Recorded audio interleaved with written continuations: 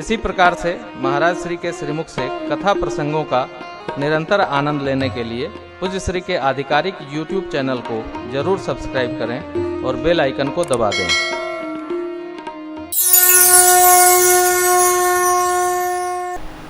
किष्किंधा कांड के छंद में लिखा है,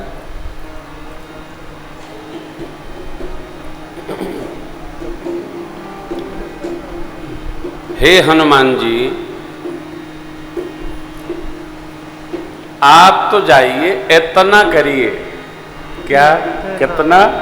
सीत ही देख कहु सुधी आई। और पीछे जो जो आपने कहा है वो आपका काम नहीं है। किसका काम है? वो राम जी का काम है। ये श्री रामचरितमानस जी ये शिक्षण प्रदान करती हैं कि किसको क्या कहना चाहिए और किसको क्या करना चाहिए। कई लोग ये भी नहीं विचार करते हैं कि हमको बोलना है कि नहीं बोलना है। अच्छा, बोलना भी है तो कितना बोलना है? आप निगाह उठाइए, विश्व के जितने भी झगड़े हुए सब केवल जिह्वा की कौन लीला है। जिह्वा कम बोले तो झगड़े कम हो, लेकिन मानती नहीं बेचारी, इसका भी दोष नहीं है। परंतु श्री राम कथा कहती है कि कितना करना, कितना कहना, कितना सुनना और कितनी क्रिया में लेना, कितना मौन रहना। श्री हनुमान जी ने क्या कहा? लीला ही नागौ जलनिधि खारा, ये तो करना है, लेकिन सहित सहाय रावण ही मारी आनो यहाँ त्रिकूटो पारी, ये आपका काम नहीं है। तो सीत ही देख कहु सुधी आई।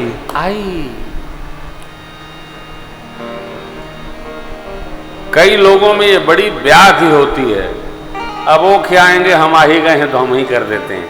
नहीं,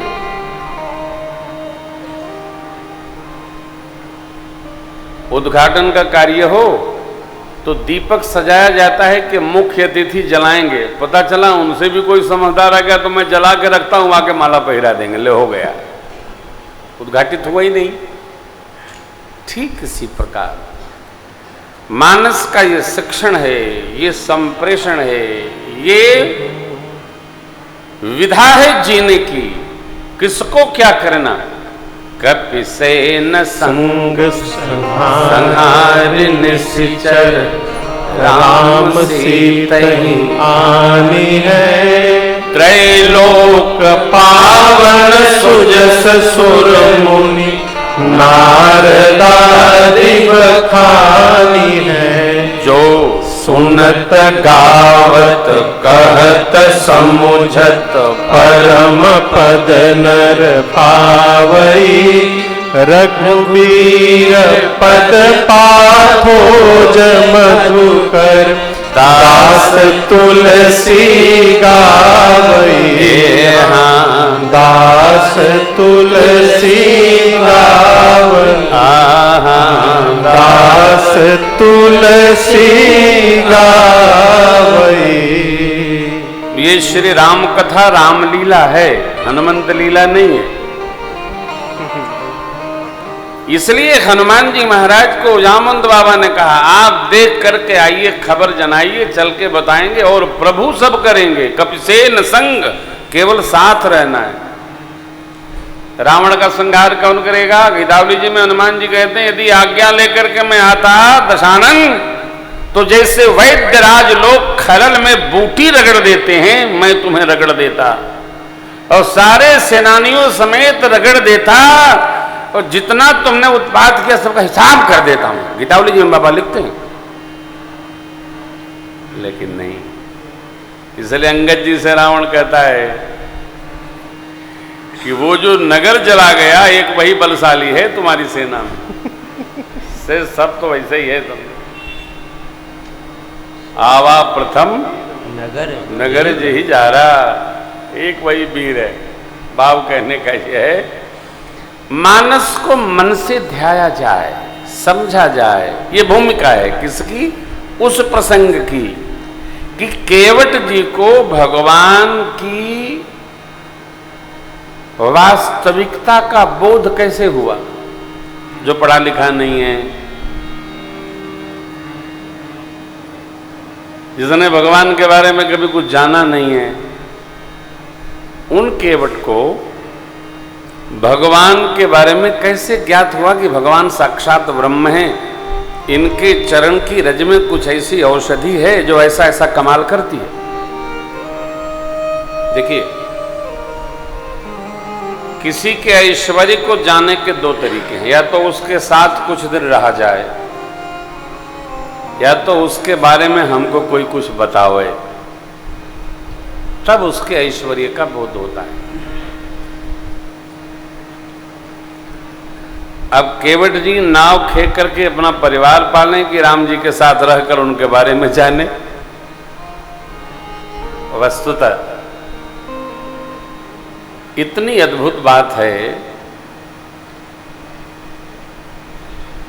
संसार के व्यवहार में रहकर संसार के स्वामी का स्मरण बनाए रखना, इससे अद्भुत कोई बात नहीं।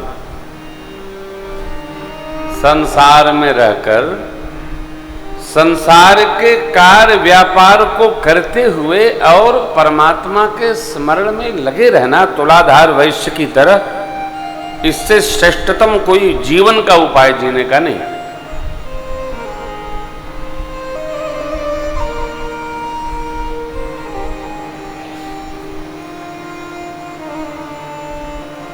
आज बाबू को सुना रहे थे हम,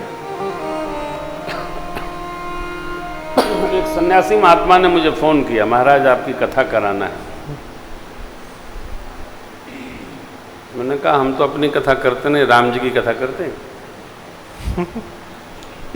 तो डेट उठ तय हो गई, कार्तिक में कथा है, लखनऊ में होनी थी। मेरे बाप जी को भी फोन किए थे वो, तो बड़ी अच्छी बातचीत हुई। आप सुनेंगे तो हंसेंगे, इसलिए कह रहा हूं। बोले आप दक्षिणा तो लेंगे नहीं, वो साथ में जो बजाते हो जाते हैं उनका क्या खर्चा है।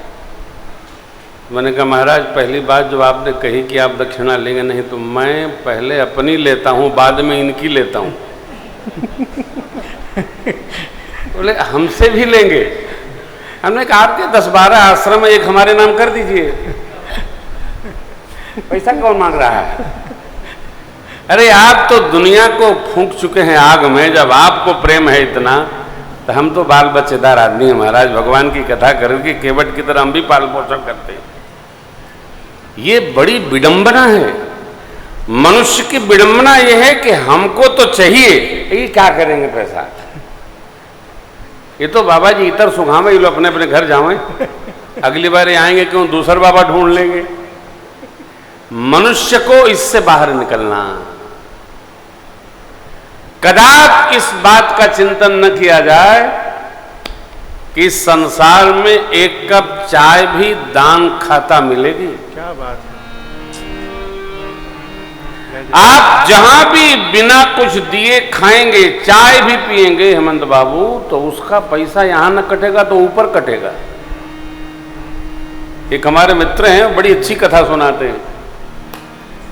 एक भाई ने बहुत बढ़िया होटल खोला, उसमें उसने लिखा आप खाएं और आपका पोता बिल भरे। क्या लिखा? आप खाएं, आप खाएं, आपका पोता बिल भरे। एक पहुंच गए हमारे से समझदार, चकाचक। ये जब दूसरे को पेमेंट करना होता है, लोग ऑर्डर पर ध्यान नहीं देते कि क्या ऑर्डर कर रहे हैं। मटर पनीर, छोला भटूरा, खीर, जितना याद होता है सब एक एक प्लेट लाइए। आया, खूब खाए और लाया सौंफ, दांत खोदने वाली लकड़ी और वो क्या टूथपिक, साथ में बिल भी लाया।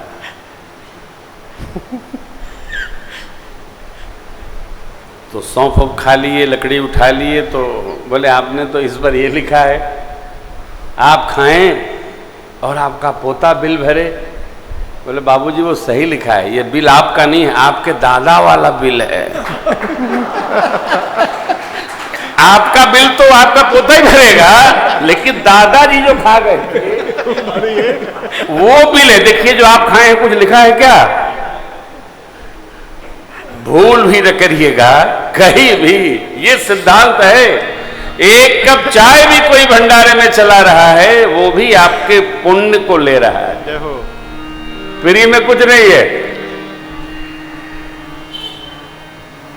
ये धरती पर हवा भी फ्री नहीं है।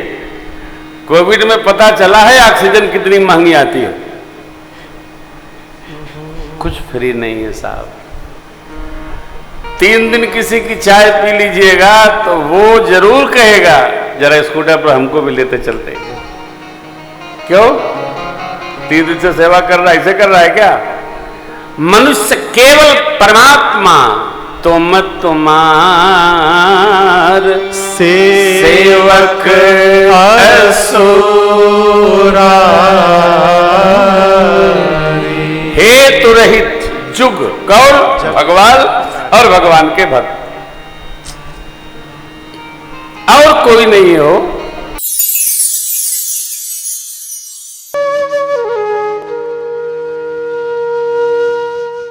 इसी तरह सुनते रहिए, चैनल को सब्सक्राइब करिए, बेल आइकन को दबा दीजिए और पुण्य अर्जन के लिए अपनों में शेयर करिए।